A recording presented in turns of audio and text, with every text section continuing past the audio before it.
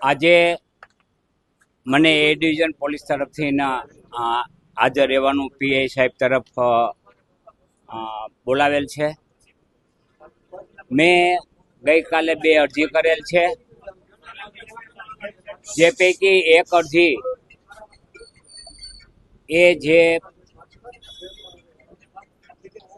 દિવ્ય દરબાર યોજવાનો છે તે રદ કરવા સામેની છે.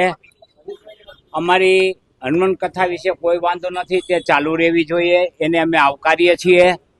એક સનાતની તરીકે હનુમાન કથા થાય તે આવકારને પાત્ર છે. પરંતુ હનુમાન કથાના બાના હેઠળ છેલ્લે દિવસે જે દરબાર યોજવાનો છે, પ્રેત દરબાર, જેને દિવ્ય દરબાર તરીકે ખપાવવામાં આવે છે, તે દિવ્ય દરબારમાં અમને મીડિયા દ્વારા જાહેર આમંત્રણ આપવામાં આવેલ છે. કોઈ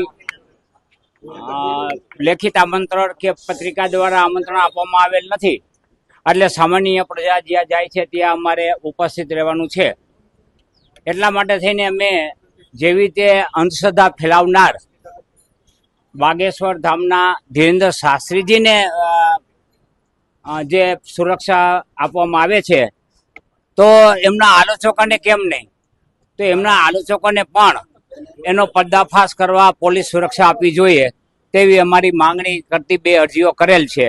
એક તો માત્ર ને માત્ર દિવ્ય દરબાર રદ કરવાનો અરજી છે, અને એક માત્ર ને માત્ર પોલીસ પ્રોટેક્શનની અરજી છે.